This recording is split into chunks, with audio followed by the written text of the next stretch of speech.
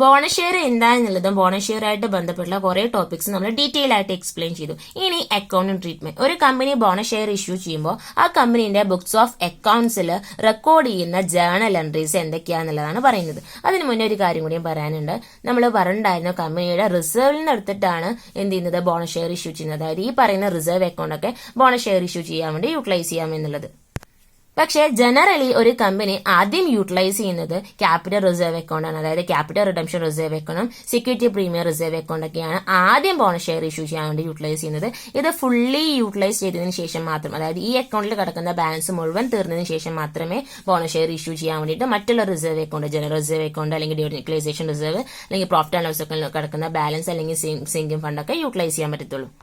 അതെന്താണെന്ന് വെച്ച് കഴിഞ്ഞാൽ അതിനൊരു റീസൺ ഉണ്ട്. ഈ ക്യാപിറ്റൽ റിഡംഷൻ റിസർവ് അക്കൗണ്ട് അല്ലെങ്കിൽ സെക്യൂരിറ്റി പ്രീമിയം റിസർവ് അക്കൗണ്ട് ഒക്കെ ഫ്രീ റിസർവ്, അതായത് ലിമിറ്റഡ് പർപ്പസിന് വേണ്ടിയിട്ട് ചില ആവശ്യങ്ങൾക്ക് വേണ്ടി മാത്രം നമ്മൾ കീപ്പ് ചെയ്യുന്ന റിസർവ് ആണ് ഈ പറയുന്ന ക്യാപിറ്റൽ റിസർവ് അക്കൗണ്ട്. നമ്മൾ ഓൾറെഡി പറഞ്ഞില്ലേ, ക്യാപിറ്റൽ റിഡംഷൻ റിസർവ് അക്കൗണ്ട് എന്തിനു വേണ്ടിയിട്ട് മാത്രമേ യൂട്ടിലൈസ് ചെയ്യാൻ പറ്റത്തുള്ളൂ, fully paid bonus share issue ചെയ്യാൻ വേണ്ടി മാത്രമേ യൂട്ടിലൈസ് ചെയ്യാൻ പറ്റത്തുള്ളൂ എന്ന് നമ്മൾ പ്രത്യേകം പറഞ്ഞിട്ടുണ്ടായിരുന്നു.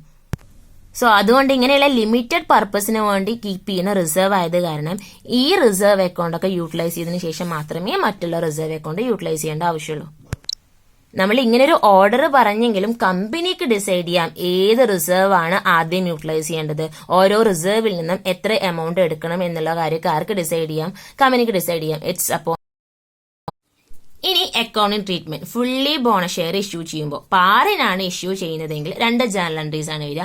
ആദ്യം നമ്മൾ എന്ത് ചെയ്യണം, bonus to share holders account എന്ന് പറഞ്ഞ ഒരു അക്കൗണ്ട് ക്രിയേറ്റ് ചെയ്യണം, ഷെയർ ഹോൾഡേഴ്സിനുള്ള ബോണസ് എന്ന് പറഞ്ഞുകൊണ്ട്. ദെൻ ഈ ഒരു അക്കൗണ്ടിലോട്ട് എന്ത് ചെയ്യണം, ബോണസ് ഷെയറിന്റെ എമൗണ്ട് ട്രാൻസ്ഫർ ചെയ്യണം.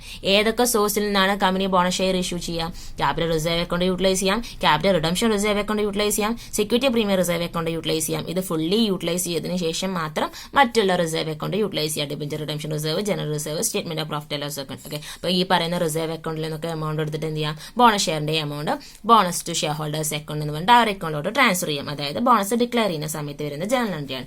ഇനി ബോണസ് ഷെയർ ഇഷ്യൂ ചെയ്യുന്ന സമയത്ത് വരുന്ന ജേണൽ എൻട്രി എന്താണ്, bonus to share holders account debtor. ഈ മാറ്റി വെച്ച എമൗണ്ട് നമ്മൾ എടുക്കുന്നു, ടു ഏതിലോട്ട് മാറ്റി വെക്കുന്നു, ഇക്വിറ്റി ഷെയർ ക്യാപിറ്റൽ എന്ന് പറഞ്ഞിട്ട് ഷെയർ ക്യാപിറ്റൽ അക്കൗണ്ടിലോട്ട് മാറ്റി വെക്കുന്നു.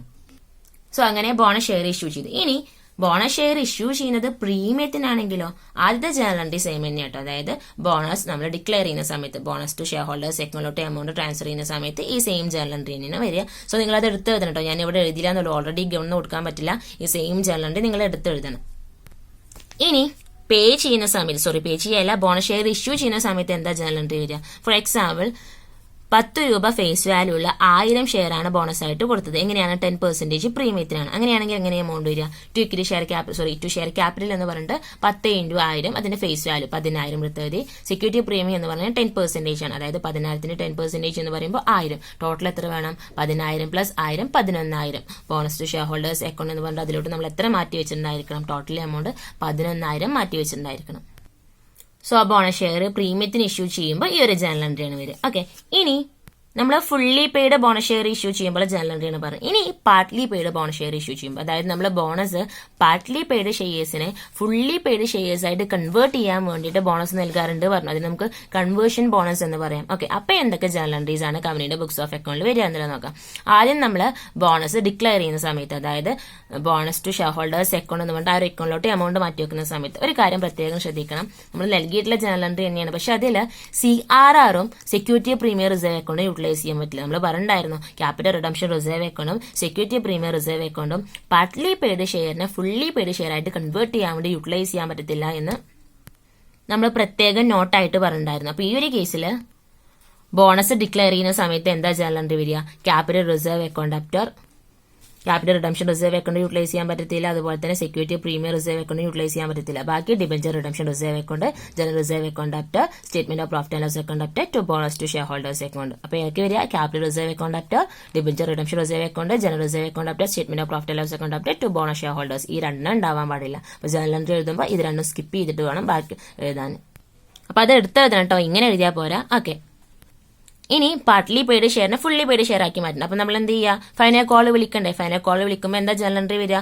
ഫൈനൽ കോൾ ഡ്യൂ ആക്കണമെന്നുണ്ടെങ്കിൽ share final call account up to share capital account. നമ്മൾ ഫൈനൽ കോൾ വിളിച്ചു. ഓക്കെ, ഫൈനൽ കോൾ വിളിച്ചു കഴിഞ്ഞാൽ അവരുടെ കയ്യിൽ നമ്മൾ ക്യാഷ് വാങ്ങുന്നില്ല. അതിന് പകരം എന്ത് ചെയ്യാണ്, ബോണസ് ടു ഷെയർ ഹോൾഡേഴ്സ് അക്കൗണ്ടിലോട്ട് നമ്മളൊരു എമൗണ്ട് മാറ്റി വെച്ചിട്ടുണ്ട്. ആ എമൗണ്ട് എന്ത് ചെയ്യാണ്, അവർ ഈ പാർട്ട്ലി പെയ്ഡ് ഷെയറിനെ ഫുള്ളി പെയ്ഡ് ഷെയർ ആയിട്ട് കൺവേർട്ട് ചെയ്യാൻ വേണ്ടി യൂട്ടിലൈസ് ചെയ്യാണ്. അപ്പോൾ bonus to share holders account up to share final call account, അതായത് അവരുടെ കയ്യിൽ നിന്ന് ഫൈനൽ കോൾ എമൗണ്ട് കിട്ടിയെന്ന് കാണിക്കുക.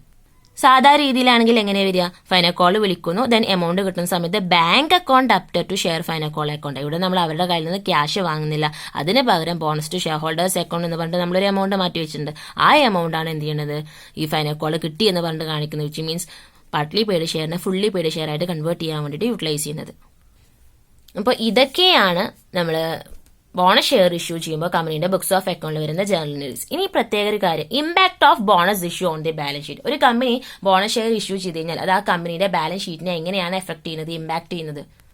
എങ്ങനെയാണ് ഇമ്പാക്ട് ചെയ്യുക? കമ്പനിയുടെ ബാലൻസ് ഷീറ്റിന്റെ ലയബിലിറ്റി, ഇക്വിറ്റി ആൻഡ് ലയബിലിറ്റി സൈഡിൽ റിസർവ്സ് ആൻഡ് പ്രോഫിറ്റ് കുറയും. അതായത് ബോണസ് കൊടുക്കാൻ വേണ്ടി ഏതൊക്കെ റിസർവ് അക്കൗണ്ട് ആണോ യൂട്ടിലൈസ് ചെയ്തത് ആ റിസർവ് അക്കൗണ്ട് ഒക്കെ എന്ത് ചെയ്യും, കുറയും. കാരണം അതിൽ നമ്മൾ എമൗണ്ട് എടുത്തിട്ടാണ് bonus to share holders account എന്ന് പറഞ്ഞ് ട്രാൻസ്ഫർ ചെയ്യുന്നത്. അപ്പോൾ റിസർവും പ്രോഫിറ്റും കുറയും. ഏത് അക്കൗണ്ട് ആണോ ബോണസ് ഷെയർ ഇഷ്യൂ ചെയ്യാൻ വേണ്ടി യൂട്ടിലൈസ് ചെയ്തത് ആ റിസർവ് അക്കൗണ്ടും പ്രോഫിറ്റ് അക്കൗണ്ടും കുറയും. ദെൻ പിന്നെ ലയബിലിറ്റി സൈഡിലെ തന്നെ ഏത് കൂടും, ഷെയർ ക്യാപിറ്റൽ കൂടും. കാരണം ടു ഷെയർ ക്യാപിറ്റൽ എന്ന് പറഞ്ഞ് ഷെയർ ക്യാപിറ്റലോട്ട് എമൗണ്ട് നമ്മൾ മാറ്റി വെക്കുന്നുണ്ടല്ലേ, അത്രയും ഷെയർ ഇഷ്യൂ ചെയ്തു എന്ന് പറഞ്ഞിട്ട്. അപ്പോൾ ഷെയർ ക്യാപിറ്റലിന് എമൗണ്ട് ഇൻക്രീസ് ചെയ്യും. ബോണസ് പ്രീമിയത്തിനാണ് ഇഷ്യൂ ചെയ്യുന്നതെങ്കിൽ ടു സെക്യൂരിറ്റി പ്രീമിയം എന്ന് പറഞ്ഞിട്ട് സെക്യൂരിറ്റി പ്രീമിയം റിസർവ് അക്കൗണ്ടിലോട്ട് എമൗണ്ട് മാറ്റി വെക്കുന്നുണ്ട്. അപ്പോൾ ബോണസ് പ്രീമിയത്തിന് ഇഷ്യൂ ചെയ്യുകയാണെങ്കിൽ സെക്യൂരിറ്റി പ്രീമിയം റിസർവ് അക്കൗണ്ടും ഇൻക്രീസ് ചെയ്യും. സോ ഇതിന്റെ ഒരു ആഫ്റ്റർ എഫക്ട് എന്താണ്, ലയബിലിറ്റി സൈഡിൽ തന്നെയാണ് മാറ്റങ്ങൾ വരുന്നത്. ലയബിലിറ്റി സൈഡിൽ റിസർവ് അക്കൗണ്ട് കുറയുകയും ആ സെയിം എമൗണ്ട് ലയബിലിറ്റി സൈഡിൽ കൂടുക, അതായത് ഷെയർ ക്യാപിറ്റലിൽ കൂടുകയാണ് ചെയ്യുന്നത്. സോ ബാലൻസ് ഷീറ്റിൽ മാറ്റൊന്നും വരില്ല, ടോട്ടൽ എമൗണ്ടിൽ മാറ്റൊന്നും വരില്ല. നമ്മൾ പറഞ്ഞിട്ടുണ്ടായിരുന്നില്ലേ, കുറച്ച് മുന്നേ എക്സ്പ്ലെയിൻ ചെയ്തായിരുന്നു അല്ലേ, 10 രൂപയുടെ 2000 ഷെയർ ഇഷ്യൂ ചെയ്യുക എന്ന് പറഞ്ഞു കഴിഞ്ഞാൽ ഇക്വിറ്റി ഷെയർ ക്യാപിറ്റലോട്ട് 20,000 രൂപ വരികയും ചെയ്യും. ആ സെയിം എമൗണ്ട് എഴുതുന്നു കുറയും ചെയ്യും, റിസർവ്സ് ആൻഡ് സർപ്ലസിന് കുറയും ചെയ്യും. സോ ഇവിടെ ടാലി ബാലൻസ് ഷീറ്റിൽ ഓവറോൾ വലിയ മാറ്റമൊന്നും ഉണ്ടാവില്ല. വലിയ മാറ്റം എന്നല്ല, മാറ്റം ഉണ്ടാവില്ല. ഇനി ഇതിന്റെ പ്രോബ്ലംസ് ഒക്കെ അടുത്ത